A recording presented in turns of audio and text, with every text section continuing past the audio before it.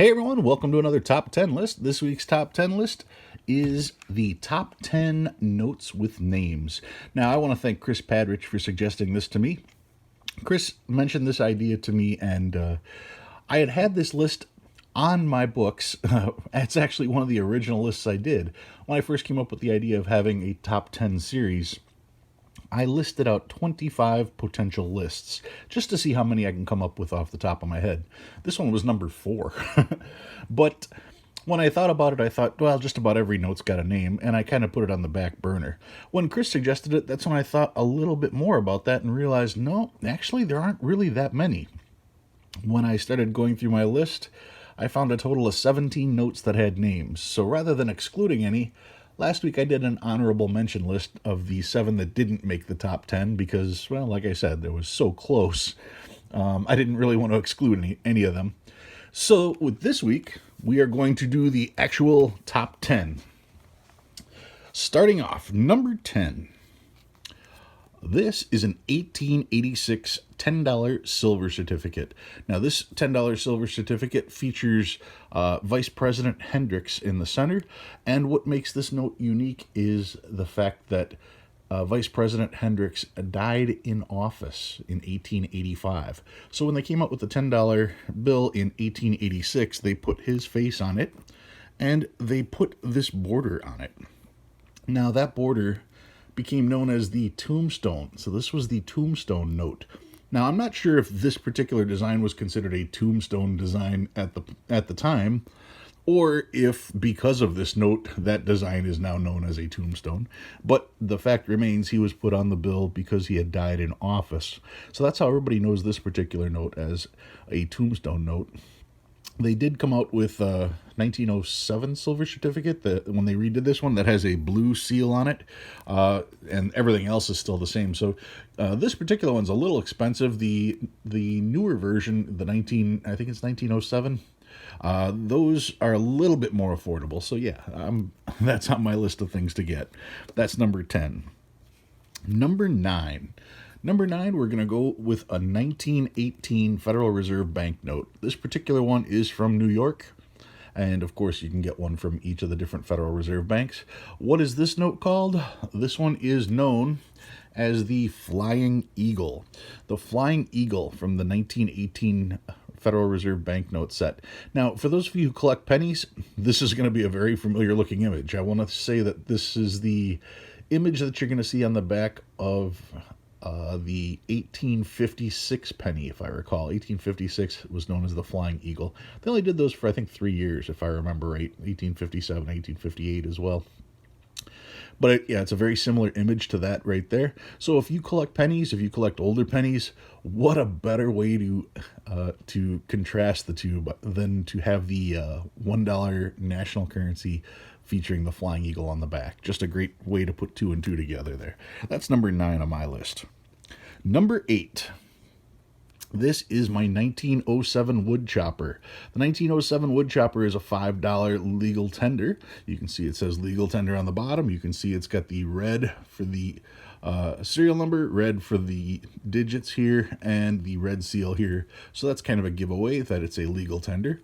It says legal tender on the bottom, and you'll notice on the top it also says United States notes. Legal tender notes have been also called United States notes, so whenever you see United States note, that's what they are referring to. Take a quick peek at the back here. The wood chopper, take a close look there. You can see why it's called the wood chopper. You've got basically an image of pioneer life. You've got the husband who is holding his axe, about ready to chop wood. He's got his faithful dog right next to him. There is his gun, his rifle. He's got his wife with his baby, and you can see his house in the background. The wood chopper is the prime example of what prairie life was like. So that is the wood chopper, number 8 on my list. Number 7. Number 7, we're going with a $10 legal tender. This particular one is, which one is this? This is the 1869. This particular $10 note is the rainbow note. I've got the real note, I just don't have the rainbow version of it here. And what makes this note so interesting is this eagle right here. Now, if you look in at that eagle, you can see it looks like that eagle had just been startled. He's about to take flight. He's looking back at a noise that he heard. Wings are spread, and he's about to go.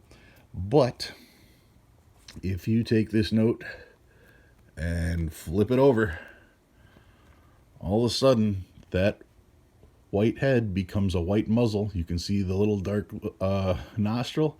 You can see the white eye right here. You can see his ears. You can see the mane. That becomes a donkey. This is the Jackass note. Don't know if that was intentional to make that look like a donkey when you turn it upside down, but it's been called the Jackass note for the longest time. And considering that it first came out in 1869 and they have continued it through a number of series after that, no one was really offended by it, so they kept it. The 1869 $10 bill, known as the Jackass note. That is number 7. Number 6, going way back as well. This one is the $2 national currency from the first issue, the first charter of national currency.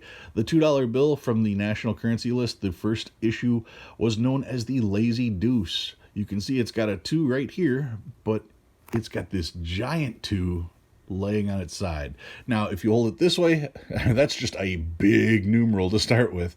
But for it to be laying on its side, they called it the Lazy Deuce, as if it had fallen over. The back on this is pretty interesting as well. And on all the national currencies, you have the eagle on one side representing the United States, and on this side, you're going to have whichever state this particular note is. So this is from La Crosse National Bank. That would be in Wisconsin. You can see it says Wisconsin here. And this would be Wisconsin's coat of arms right here. And you'll find that with every different type of national currency. The national banknotes like this are all backed by an individual bank, so that is just a common thread you're going to see on all of them. This particular one, the Lazy Deuce, one of the most expensive notes out there. They only did this note in the first series, so it's a high demand note. It's pretty pricey, but I've got one, so I know they can be gotten. So that's number 6, 109876. Number 5.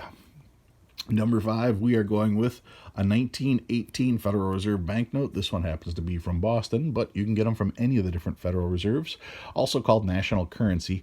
The $2 version of this, which is what I'm holding here, has a very famous name. It is known as the Battleship. That is why it's called the Battleship right there. Now, this was the first time that you ever had a major piece of military equipment like this on the back of a note. They had cannons and stuff before, but come on, a World War I battleship, that is impressive. You can even see the soldiers on the deck, or sailors, I should say, sailors on the deck, just to have an idea of scale.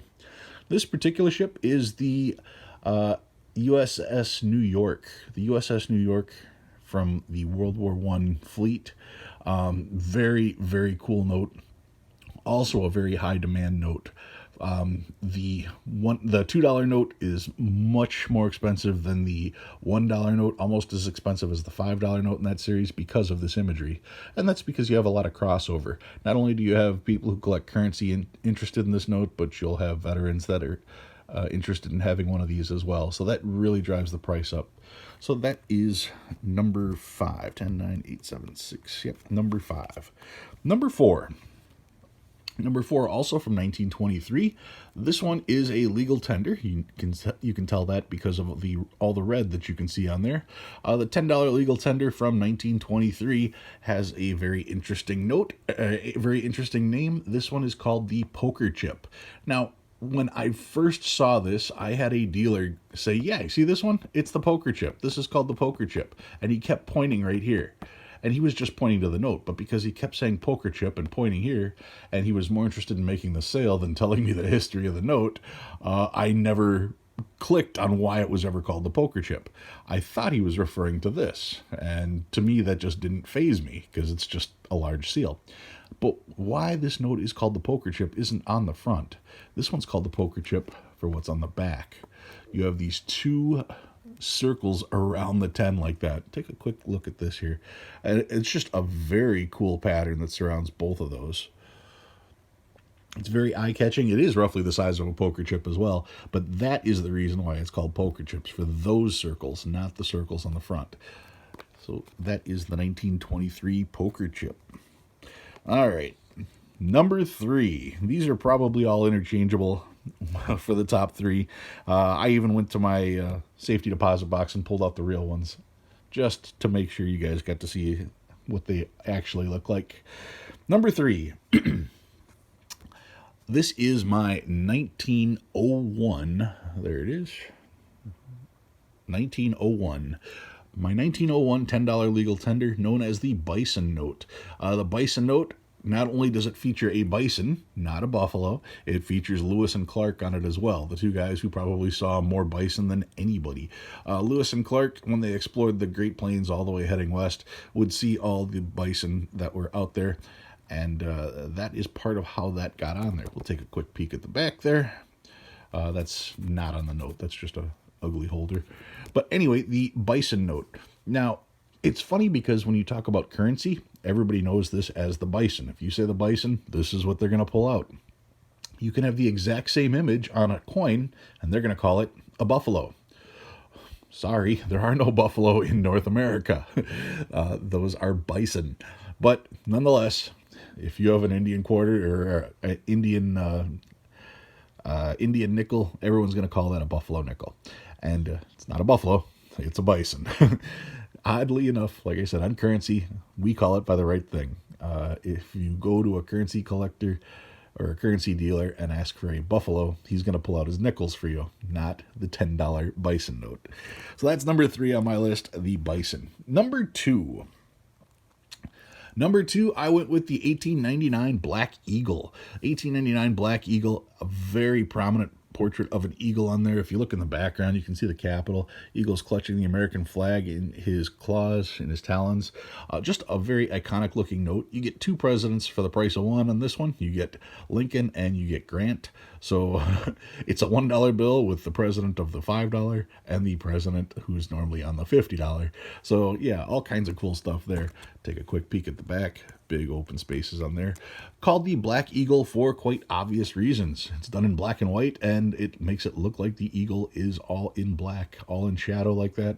Very, very cool image to have on a $1 silver certificate. That is the 1899 Black Eagle. An affordable note you can get in your collection as well.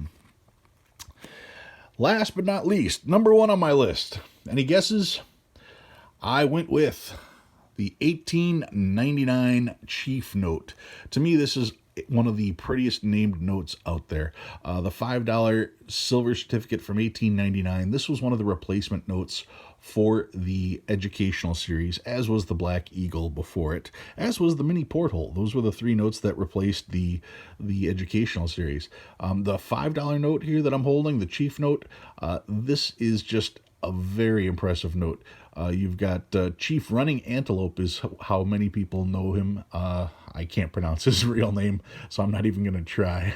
But aside from the imagery of the chief himself on there, the details in the background, you almost get this 3D look with the shadowing and the numbers, or in the letters there. Just a very, very cool image. The scrolling text that kind of goes back and forth is interesting on there as well.